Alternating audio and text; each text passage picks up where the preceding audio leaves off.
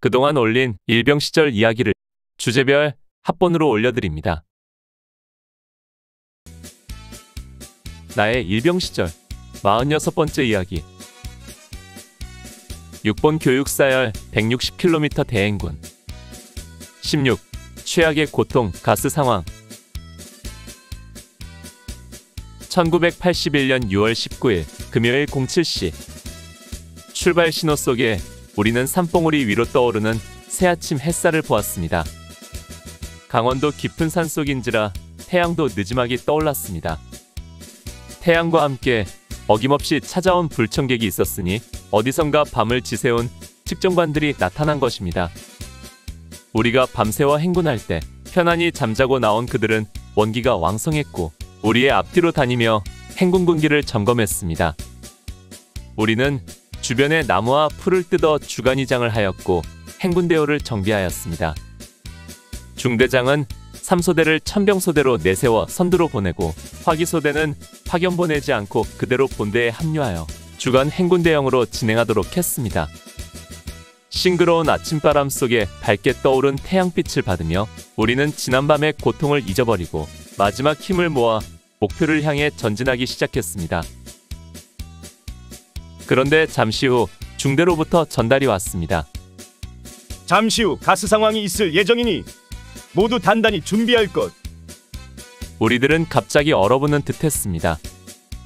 사실 이번 행군에서 화생방 상황이 있으리라는 소문은 있었습니다. 전술행군이기 때문에 화생방전을 대비한 상황 부여는 반드시 있으리라는 것이었습니다. 그러나 지난 이틀 밤 동안 그냥 넘어갔기 때문에 힘든 행군이라 그냥 넘어가는가 기대했었는데 그게 아니라 가장 힘든 순간에 가장 어려운 상황이 부여되는 것입니다. 정말 아무 생각도 나지 않았습니다. 어떻게 방독면을 쓰고 가스 상황을 돌파할 것인지 걱정이 엄습했지만 그러나 별다른 방책은 없었습니다. 그저 이제까지 해온 것처럼 몸으로 때우는 수밖에. 비로소 우리의 진지가 보이기 시작했습니다. 지난 3월 29일 고통 속에 올랐던 그곳. 나는 그날의 기억을 더듬으며 진지를 올려다보았습니다. 그나마 눈에 익은 풍경을 보니 인제와 원통이 멀지 않다는 생각에 조금 마음이 평안해짐을 느꼈습니다. 07시 30분.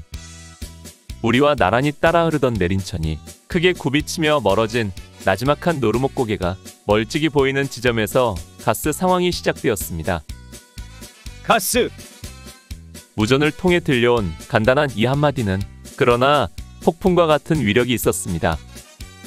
우리는 즉시 그 자리에 서서 평소 교육한 대로 소총을 다리 사이에 끼고 철모를 벗어 그 총구에 건 다음 방독면을 꺼내 재빨리 썼습니다. 그리고 철모를 쓰고 턱끈을 단단히 조였습니다. 300~400m 전방에서 삼색연막탄과 시에스탄이 터지는 모습이 보였습니다. 아침 햇살에 비치는 연막탄의 빨강, 노랑, 파란색 연무는 아름다운 꽃같이 피어올랐습니다. 그러나 이것은 고난의 신호탄이었습니다. 이제부터 뛰어가야 합니다. 가스지대는 신속히 통과하는 것이 화생방 훈련의 기본이었습니다. 그러나 완전군장에 기관총을 메고 거기에 방독면을 쓴 채 달려간다는 것은 죽음보다 더한 고통을 가져다 줍니다. 방독면은 정화통 필터를 통해 공기가 공급되기 때문에 쓰고 가만히 있어도 숨이 가쁜데 그걸 쓰고 뛰어가면 숨이 콱콱 막히는 것입니다. 더구나 이틀 동안 행군으로 초죽음이 된 우리들에게 이 상황은 죽음보다 더한 고난과 고통의 시간이었습니다. 이번 가스 상황은 그냥 흉내만 내는 정도가 아니라 연막탄과 함께 엄청난 양의 시에스탄을 터뜨렸고 우리가 지나는 길은 그야말로 화생방 전쟁터가 되어 있었습니다. 그래서 우리는 뛰어야 했습니다. 이제까지 이틀 밤을 꼬박 세워 이곳까지 행군한 그 고난의 시간이 허사가 되지 않도록 하기 위해서도 죽을 힘을 다해 뛰어야 했습니다. 그러나 구보로 인한 고통보다 더 큰 고통이 있었으니 그것은 방독면이 새서 최루가스가 우리의 거친 숨을 따라 폐부 깊숙이까지 들어오는 것이었습니다. 그 즉시 재채기가 터져 나오는데 방독면을 쓴 채로 재채기를 하는 것은 아마 경험해 보신 분만이 그 진가를 알 수 있을 것입니다. 눈물 콧물과 아울러 침까지 섞인 분비물이 방독면 속에서 분출되며 시야를 가리고 그것들이 다시 얼굴을 오염시키는 그 순간을 어떻게 형언할 수 있을까? 우리 소대 서아무개 상병은 코피가 터져 순식간에 방독면과 얼굴이 피투성이가 되었습니다.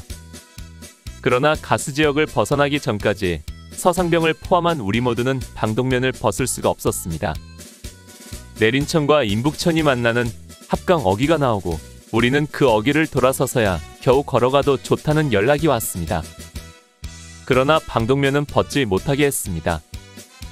방독면을 쓴 채 30분 이상을 뛰어온 우리들은 모두들 쓰러질 듯 휘청거렸고 가쁜 숨을 할딱거렸습니다. 이때부터 측정관들은 앞뒤로 다니면서 우리들의 방독면 상태를 점검하기 시작했습니다. 사실 그 당시 우리들의 방독면은 너무 오래되어 낡은 것들이 대부분이었습니다. 거의가 미군들이 월남전에서 사용했던 것들이었고 그러기에 우리 체형에도 맞지 않았습니다. 그러다 보니 방독면이 새는 것이 너무 많았습니다. 솔직히 방독면이 새는 것은 정비 불량이 아니라 근본적인 보고 문제였음에도 측정관들은 마치 우리들에게 큰 문제점이 있는 것처럼 악착스럽게 점검하고 다녔습니다. 나중에 행군이 끝난 뒤에 우리 중대장은 이때를 회고하면서 측정관들이 그렇게 시시콜콜 나올 줄은 몰랐다고 할 정도였습니다. 그런데 화생방 상황에서 또 하나 큰 지적사항이 나왔습니다. 그것은 중대에 화학병 임무를 수행하고 있는 중대본부 박아무개 일병이 가스의 종류 및 분포 상황 등을 분별 보고하는 MBC1 보고를 제대로 하지 못한 것입니다. 그는 이미 어제 집결지에서부터 발 뒤꿈치가 완전히 벗겨진 상태였는데 그 몸으로 밤새워 걸었으니 그 몸이 오죽했으랴. 그 고통 속에서 그는 자신의 임무를 제대로 수행하지 못했던 것입니다. 측정관들은 이 상황을 그대로 넘어가지 않았습니다. 다시 리빙스턴교 못 미쳐 연막탄과 가스를 터뜨리고 MBC1 보고를 수행토록 했고 그 덕분에 우리는 다시 뛰어야 했습니다. 다행히 이번에는 10여 분 뛰고는 걸어가도록 했습니다. 당황한 모습으로 다리를 절룩이며 뛰어다니는 박일병을 보면서 자꾸만 빨갛게 벗겨졌던 그의 발꿈치가 생각나 안타깝기 그지없었습니다.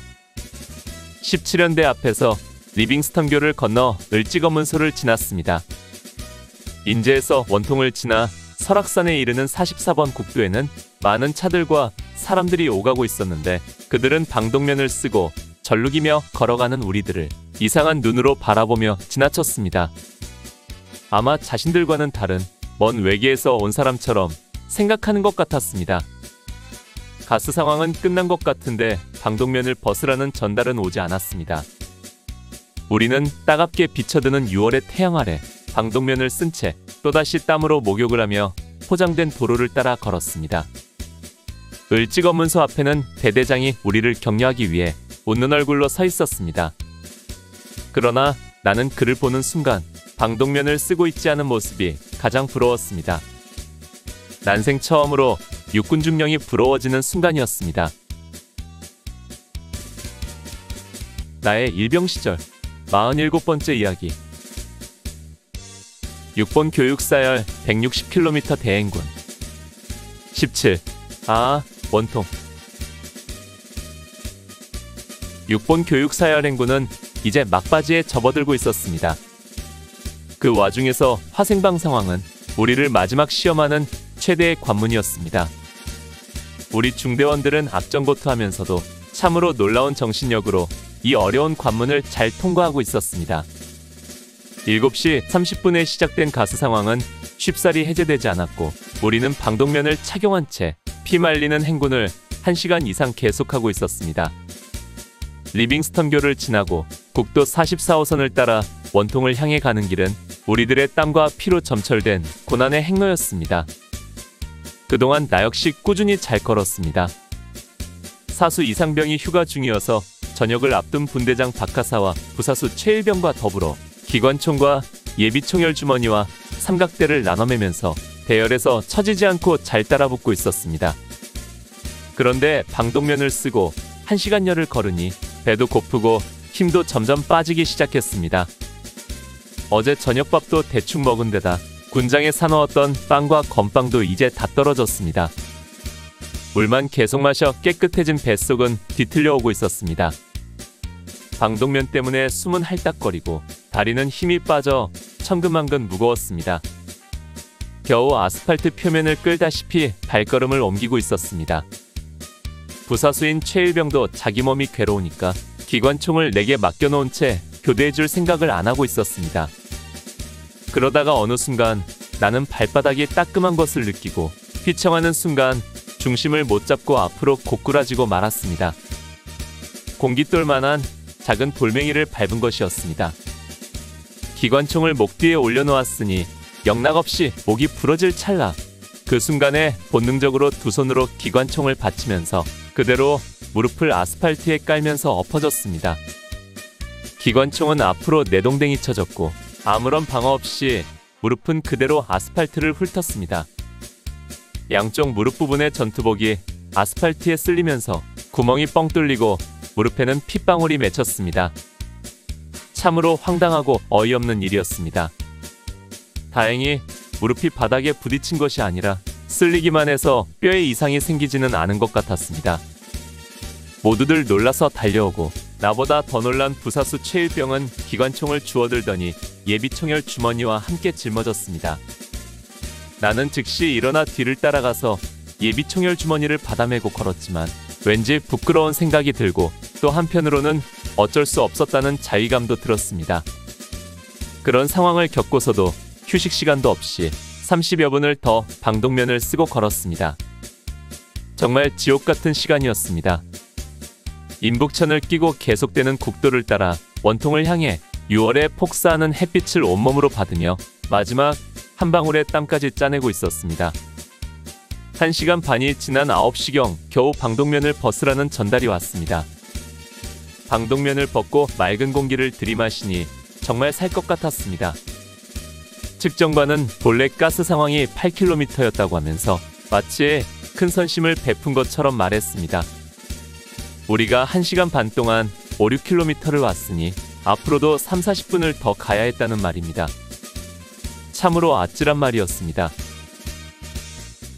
방독면을 벗고 겨우 휴식하며 숨을 돌렸습니다. 건빵이 남아있는 사람들과 건빵을 나눠 씹으며 산 돌틈에서 졸졸 떨어지는 물을 받아 마셨습니다. 입안에 깔깔한 모래가 씹혔으나 개의치 않고 모래만 뱉어내며 마셨습니다. 이제 마지막 시간입니다. 한번 넘어졌다 일어났더니 최일병이 놀랐던지 기관총을 내게 주지 않고 계속 혼자 메고 있었습니다. 미안한 생각에 교대를 하자고 성화를 댔으나 그냥 예비총열 주머니만 매라면서 분대장과만 교대할 뿐이었습니다. 박 분대장은 길가 가게집을 들어갔다 나오더니 쌍화탕 한 병과 사이다 한 병을 사가지고 와서 나만 먹으라며 건네주었습니다. 사양도 하고 같이 나눠 마시자고 해도 싫다고 해서 결국 그걸 나 혼자 다 마셨습니다. 힘이 났습니다. 마신 것이 약효가 있어서가 아니라 분대장과 최일병의 그 마음 씀씀이가 내게 큰 힘을 불어 넣어주는 것이었습니다. 이것이 전우회라는 것이구나 생각이 들었습니다. 만약 전쟁이 일어난다면 우리가 하나가 되어 싸울 수 있는 당위성이 바로 이런 모습에서 비롯되는 것이 아닌가 생각되었습니다. 멀리 원통이 보이고 우리의 목표인 원통 뒤쪽 460고지가 보였습니다. 칠성곡의 좌측에 야트막한 동산이었습니다. 칠성곡에는 그 당시 고참들에게 듣기에는 6.25 때 7개의 별이 떨어져서 그 이름이 붙여졌다고 했는데 나중에 알고 보니까 칠성부대인 칠사단이 그 곡에 도로공사를 하고 칠성고개라는 도로비를 세우는 바람에 칠성고개가 되었다고 하더군요. 우리는 12사단 사령부 앞을 지나 원통 버스 정류장에 이르러 공포탄이 장탄된 탄창을 끼우고 앞에 총 자세로 공격 전개선 진입을 위한 집결지로 올라갔습니다. 올라가는 도중에 우리는 아무 집이나 문만 열려 있으면 무조건 들어가서 아무거나 먹을 것이 있으면 달라고 했습니다. 300리 길을 걸어서 왔다고 하니 모두들 놀라면서 군인들에게 인심이 야박하다는 강원도 원통에서 누룽지도 주고 어느 집에서는 떡도 주셨습니다. 우리들의 몰골을 보고는 혀를 차며 안쓰러워하는 모습을 보며 아무리 군인들에게 시달려도 그래도 인정은 살아있음을 느꼈습니다. 우리는 새롭게 힘이 충전되었습니다. 비록 다리는 절룩이고 군화 속 발바닥과 군복 속 사타구니 상태가 어떻게 되었는지 알 수는 없어도 우리를 도와주고 관심을 기울여주고 안타까워해주는 사람이 있다는 것이 새 힘을 불어 넣어주었습니다. 전쟁터에서 승전하고 개선한 병사의 심정이 이런 것이 아닐까 하는 생각이 들었습니다. 아, 이제 육군본부 교육사열의 행군은 끝났습니다. 비록 돌격과 복귀하는 40여 킬로미터의 행군이 남아있었지만 그것은 번외 행사였고 본 게임은 그 종착점을 향해 다가가고 있었습니다. 나의 일병 시절 48번째 이야기. 6번 교육사열 160km 대행군. 18. 돌격 앞으로 그리고 상황 끝. 1981년 6월 19일 금요일 오전 10시. 우리는 장장 38시간에 걸친 대장정을 마치고 목표가 바라다 보이는 원통 뒷산의 후사면에 도착했습니다. 단 한 사람의 낙오자도 없었고 이 상황은 당사자인 우리들조차 놀라운 일이었습니다. 모든 중대원 한 명 한 명이 모두 승리자였고 성공자였습니다. 집결지로의 이동은 조심스럽고 신중하게 진행되었습니다. 막판에 적의 매복이나 게릴라 출현으로 공든탑이 무너질 수도 있었기 때문입니다. 중대장은 이 소대에서 2개 분대를 빼내어 정찰조로 보내고 시차를 두어 선봉소대를 보냈습니다. 그들이 예정된 집결지로 들어가자 본대와 화기소대를 이동시키고 3소대를 뒤따르게 했습니다. 집결지에 도착해서도 사주경계를 철저히 하고 각 소대별 집결지가 적에게 노출되지 않도록 하라는 명령이 하달되었습니다. 우리는 집결지에 도착할 때까지 아침 식사를 못하고 있었습니다. 겨우 집결지에 도착해서야 식사를 하라는 전달이 왔습니다. 그런데 아침 식사는 개발전투 식량인 국산 시레이션이었습니다. 앞서 이야기했듯이 이 밥은 끓는 물에 15분 정도 익혀서 먹어야 하는데 적진을 눈앞에 두고 불을 피워 밥을 익힐 수는 없는 상황이었습니다.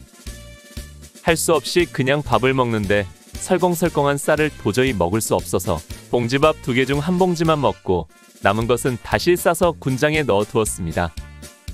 그래도 원통 민간인 집에서 누룽지와 떡을 얻어먹은 터라 그런대로 견딜만 했습니다. 우리들의 집결지는 마사토로 된 언덕에 그리 크지 않은 소나무가 듬성듬성 나있는 전형적인 강원도 야산이었습니다. 피곤에 겨운 우리들은 공격을 기다리는 잠깐의 대기 시간에 모두들 쓰러져 잠을 잤습니다. 개미들이 우리들 얼굴로 옷 속으로 자기들 맘대로 돌아다니며 물어대도 아무런 느낌이 없었습니다. 10시 20분. 중대로부터 공격 준비를 하라는 무전이 날아왔습니다. 우리는 즉시 일어나 주간이장을 다시 하고 각 소대별로 예정된 공격 대기점으로 이동을 했습니다. 중대장은 공격 목표를 중심으로 3면 공격이 가능하도록 상계하여 배치하였습니다. 즉, 산의 전면을 3등분하여 3개 소총소대가 동시에 공격하도록 하고 화기소대 삼각대기 관총과 60mm 박격포 그리고 90mm 무반동총이 뒤에서 어머 및 지원 사격을 하도록 했습니다. 포대 관측병으로 하여금 목표 지점 좌표를 찍어 포대의 지원 사격을 요청토록 했습니다. 예비대는 운용하지 않고 일시에 목표를 총공격하여 점령하는 작전을 짠 것입니다. 이 같은 작전은 작전회의를 다녀온 소대장과 분대장을 통해 각 사병들까지 모두 숙지하여 작전에 혼선이 없도록 했습니다. 실전 경험이 있는 중대장이라 그런지 그의 작전은 명쾌하고 막힘이 없었습니다. 1981년 6월 19일 10시 30분. 무전으로 공격 명령이 떨어졌습니다. 공격 개시. 명령이 떨어지자 공격 대기선에서 기다리고 있던 소총수들이 일제히 일어나 함성을 지르며 목표를 향해 뛰어 올라갔습니다. 여기저기서 공포탄 소리가 콩복듯 들리고 지휘하는 소대장과 선임하사들의 동료 소리와 호루라기 소리 그리고 소총수들의 함성이 힘차게 메아리 쳤습니다. 참으로 대단했습니다. 모두들 피곤하고 지친 몸인데도 어디서 그런 힘이 남아있었는지 모두들 발군의 자세로 그리 순탄치 않은 산등성이를 뛰어 올라가고 있었습니다. 이것은 육체의 힘이 아니라 오직 정신력의 위력이었습니다. 우리 기관총은 행군할 때는 남들보다 고생하지만 공격할 때는 기관총 덕을 봅니다. 소총수들이 산등성이를 뛰어오르며 공격할 때 우리는 집결지 쪽 능선에서 어머 사격만 해주면 되기 때문입니다. 가지고 있는 공포탄을 모두 다 쏘았습니다. 그리고 소총수들이 목표의 7, 8부 능선에 올랐을 때 우리는 기관총을 들고 뒤따라 올라가기 시작했습니다. 산자락에는 뽕나무 오디가 까맣게 익어 있었고 복숭아가 꽈리만하게 열려 있었습니다. 우리는 가면서 먹을 수 있는 것은 모두 따서 입으로 넣었습니다. 빤히 보이던 목표의 산봉우리가 막상 올라가려니 만만하지가 않았습니다. 땀을 뻘뻘 흘리며 산등성이에 올라가니 이미 모든 상황은 끝이 나고 대대장의 강평이 이어지고 있었습니다. 대대장은 그동안 수고했다면서 결과에 대해서는 주사위는 던져졌다는 말로 간단히 강평을 끝냈습니다. 6월 19일 오전 11시 정각. 이제 모든 상황은 끝났습니다. 아직 복귀가 남아있었지만 이제 그 누구도 그 일을 걱정하는 사람은 없었습니다. 다만 육군본부 시행 전투교육사열이 끝났다는 사실, 그리고 무엇보다도 단 한 사람의 낙오도 없이 예정된 시간보다 1시간을 앞당겨 임무를 완수했다는 사실만이 우리를 자랑스럽게 했고 성취감을 느끼게 했습니다. 산에서 내려와 평평한 구릉지대에 집결하여 점심을 준비했습니다. 처음 출발할 때 수령한 3끼니분의 일종 중 1끼니분이 남아있었습니다. 우리는 군장을 벗어 소대별로 정리한 다음 철모도 벗고 편한 차림으로 밥도 짓고 반찬도 만들고 각자가 맡은 일들을 했습니다. 모두들 절룩거리고 온몸이 아프지 않은 곳이 없었지만 그래도 활기가 넘쳤고 농담도 하고 즐겁게 자신이 해야 할 일들을 찾아 했습니다. 점심을 먹고는 모두가 그대로 쓰러져 잠을 잤습니다. 정말 누가 걷어차도 모를 만큼 깊은 잠속에 빠져들었습니다. 그러나 그것도 잠깐. 오후 3시가 조금 넘자 저녁밥이 추진되어 왔습니다. 오늘 저녁밥은 사단을 대표하여 교육사열을 받은 우리를 위로하기 위해 특별히 사단 장교부인회에서 준비한 것이었습니다. 평소에 보기 힘든 떡과 사제김치와 조미육 부침과 튀김 등을 개별적으로 봉지에 담아 나눠 주었습니다. 우리는 이것들을 잘 싸서 갈무리에 두었습니다. 이제 빵도 건빵도 남아있지 않은 상황에서 오늘 밤 행군을 위해서는 꼭 필요한 간식이었기 때문입니다. 그리고 우리들의 군장과 기관총 등 공용화기는 모두 식사 추진차에 실어보냈습니다. 오늘 밤 행군은 소총만 지참한 단독 군장 행군이 될 것입니다. 나의 일병 시절 49번째 이야기. 6번 교육사열 160km 대행군. 19. 복귀하는 길 광치령을 넘다. 1981년 6월 19일 16시. 복귀를 위한 장정을 다시 시작했습니다. 우리는 비록 모두들 절룩이며 걸었지만 그래도 기분만은 가뿐했습니다. 지난 이틀 동안 천형처럼 짊어지고 다녔던 군장과 공용화기 부수기 자재들을 벗어버리고 소총 하나만을 맨 단독 군장으로 길을 나서니 날아갈 것처럼 가벼웠습니다. 본래 우리 중 대장은 단 한 명의 낙오 없이 측정을 완수한 우리에게 버스라도 대절해서 복귀는 차 타고 가겠다라고 약속한 바가 있었습니다. 그리고 상황이 끝난 뒤 강평을 마친 대대장에게 이 문제를 정식으로 요청했었습니다. 대대장 역시 최선을 다해 6본 교육사열을 완수한 우리들의 노고를 치하하고 이 문제에 대해 연대장에게 보고하고 지휘를 받겠다고 했는데 보고를 받은 연대장 김상설 대령이 이런 지하에 거절했다는 소문이 돌았습니다. 연대장 왈 보병이 무슨 차냐며 한마디로 일축했다는 것입니다. 중대본부 요원들의 입에서 나온 이야기이니 믿을만한 소문이었습니다. 참으로 융통성 없고 야박하기 그지없는 연대장이었습니다. 연대장 임기를 마치고 20여일 뒤에 이임할 연대장은 작은 문제라도 일어나는 것을 원치 않았을지도 모릅니다. 본래 광치령은 군인들이 차를 타고 넘을 수 없는 고개였고 원칙에 벗어난 것은 허락하지 않겠다는 것이었습니다. 그래도 연대장이라면 직권으로 그보다 더한 것도 해줄 수 있을 텐데 사단을 대표하여 2박 3일을 행군하고 훌륭하게 육본 교육사열 임무를 수행한 부하병사들에게 걸어서 돌아오라고 하는 것은 그가 지혜로운 지휘관이 못 된다는 것을 여실히 보여주는 것이었습니다. 아무튼 그렇게 해서 우리는 끝내 걸어서 복귀하게 된 것이지만 정작 당사자인 우리들은 그저 덤덤했습니다. 그까짓 120km도 걸어왔는데 단독 군장에 광치령 못 넘어갈까 하는 생각이었습니다. 차를 타고 가는 것이 되면 좋고 안 돼도 할 수 없는 그런 일이었던 것입니다. 이것이 군대에서의 사기라고 생각합니다. 전쟁에서 승리한 부대는 아무리 피곤해도 사기충천하여 다음 임무도 훌륭히 수행할 수 있는 것이지요. 육본 교육사열을 잘 통과한 우리 중대원들은 비록 육체적으로는 최악의 상태였지만 정신력으로는 최상의 상태였던 것입니다. 구름과 햇빛이 섞여있던 날씨가 12사단 사령부를 지날 때부터 어둑해지더니 광치령으로 접어드는 초입에 이르자 빗방울이 떨어지기 시작했습니다. 그러나 우리는 개의치 않았습니다. 수없이 땀에 절었던 옷이니 차라리 빗물에 젖고 빠는 것이 더 나을 것이기 때문입니다. 더구나 비가 내리기 시작하니 날씨가 서늘해지고 땀을 덜 흘리니 물을 적게 마시게 될 것이기에 우리로서는 비 내리는 것이 그리 나쁘지만은 않았습니다. 행군 속도는 천천히 느릿느릿하게 움직였고 그에 맞춰 빗줄기도 사르락 사르락 내렸습니다.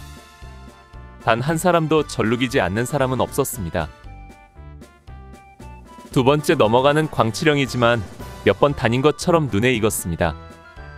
직접 발로 밟으며 걸어갔던 길이라 그만큼 깊이 각인되었기 때문일 것입니다. 농군들이 하루의 일을 마치고 제각기 집으로 돌아가는 모습이 보이고 산자락을 연한 마을의 초가집에서는 저녁밥을 짓는 연기가 피어오르고 있었습니다. 참으로 평화롭고 고즈넉한 풍경이 마치 고향을 보는 것 같았습니다. 하루에 몇 대밖에 다니지 않는다는 양구와 원통을 오가는 완행버스가 학생과 아저씨, 아낙네들을 빼곡히 태우고 지나갔습니다. 저 차를 타면 1시간이면 부대에 도착할 수 있을 텐데 지금의 행군 속도로는 앞으로 얼마를 더 가야 도착할 것인지 요원하기만 했습니다. 광치령 오르막길이 시작되는 지점에 설치된 전차장애물 지대를 지날 즈음 날은 완전히 어두워졌습니다. 어두움은 우리에게 고독을 가져다 줍니다. 서로의 얼굴을 마주하지 못하고 표정도 살피지 못하므로 점차 소통이 줄어들게 되는 것입니다. 어둠이 깊어질수록 침묵도 깊어지고 이 또한 행군을 힘들게 하는 요인이 되었습니다. 이것을 이기기 위하여 군가와 노래를 하면서 행군을 합니다. 악을 쓰고 목청이 터져라 큰 소리로 노래를 부르는 것입니다. 때로는 흐트러지는 정신을 가다듬기 위해 괴성을 지르기도 합니다. 광치령은 완만한 오르막을 유지하며 우리들 앞에 끝없이 펼쳐져 있었습니다. 우리는 휴식 시간에 저녁밥으로 나왔던 조미육과 떡 등을 꺼내 먹으며 체력을 보충하면서 기운을 북돋웠습니다. 광치령 정상이 보였습니다. 이제부터 양구 땅입니다. 양구 땅이라는 생각만으로도 마음이 한결 놓였습니다. 양구를 떠나 홍천과 인제 등 3개군을 오로지 발바닥으로 이틀낮 3일 밤 동안 행군하여 돌아오는 길입니다. 집 떠났던 나그네가 오랜만에 고향 땅에 돌아오는 기분이었습니다. 비는 그쳤고 물기를 잔뜩 머금은 안개가 우리들 얼굴을 감싸며 몰려들었습니다. 별도 달도 없는 밤에 사방은 칠흑같이 어두운데 안개까지 끼었으니 정말 코앞에 사람도 보이지 않을 정도였습니다. 광치령을 넘어 양구 쪽은 굴곡도 많고 내리막도 심한 지형입니다. 다리에 힘이 빠진 우리들이라 내려가는 길이 더 힘들었습니다. 조금만 방심해도 다리가 휘청거려서 여간 신경 쓰이는 것이 아니었습니다. 중대본부에서는 계속 졸음주의, 보행주의 등의 경고 전달이 내려왔습니다. 이제 날짜가 바뀌어 6월 20일이 되었습니다. 후반야가 시작되자 졸음이 닥치기 시작했습니다. 며칠 동안 밤잠을 못 잔 우리들이기에 조금의 틈만 있으면 졸고 잠을 잤습니다.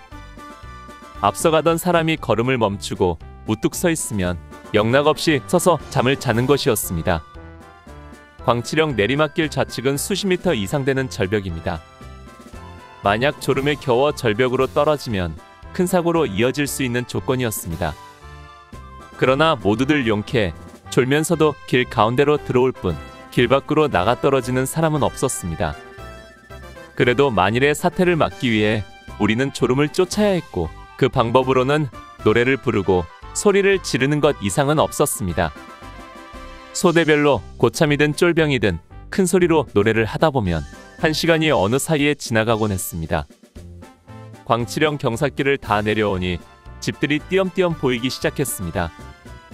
새벽 시간인데도 창문에 불빛이 새어나오는 집도 있었습니다.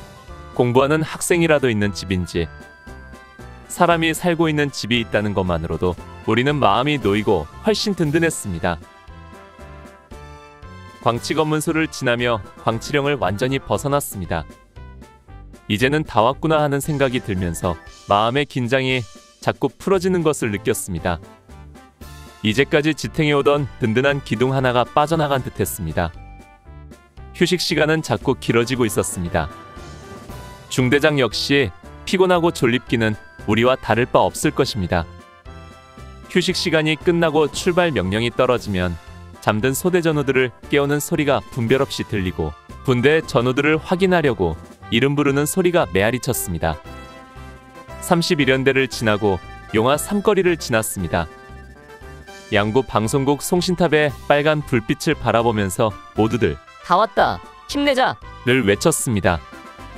그러나 지치고 힘이 빠져 행군 속도가 느려진 우리는 거기서도 2시간을 더 걸어야 했습니다. 나의 일병 시절 50번째 이야기. 6번 교육사열 160km 대행군 20 끝. 그리고 뒷이야기.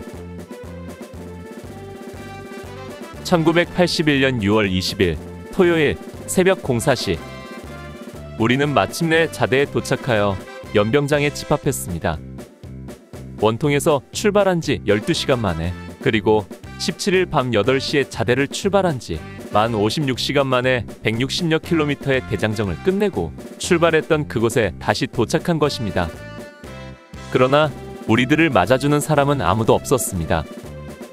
대대 모든 병력이 산악훈련에 들어가 있어서 대대가 텅 비어 있기 때문입니다. 그래도 이 힘들고 고된 행로를 마치고 무사히 자대에 도착한 우리들은 모두가 개선장군 같았고 서로 힘든 것도 아랑곳하지 않고 위로하고 격려하였습니다. 그런데 자대에 도착하여 인원 점검을 해보니 몇 사람의 인원이 부족했습니다.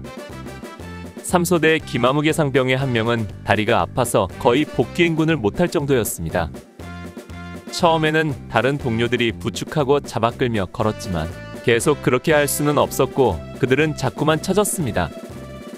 그러던 중 광치령 정상에서 조금 내려오다가 마침 원통에서 넘어오는 집차 한 대를 만났습니다. 중대장은 그 차를 세우고 사정 이야기를 했습니다. 사단사령부 소속의 집차였는데 상황 설명을 듣고는 흔쾌히 그들 2사람을 태우고 갔습니다. 우리들은 그 2사람이 먼저 도착해서 편히 쉬고 있으려니 생각했는데 막상 자대에 돌아와서 살펴보니 그 사람들이 보이지 않는 것입니다.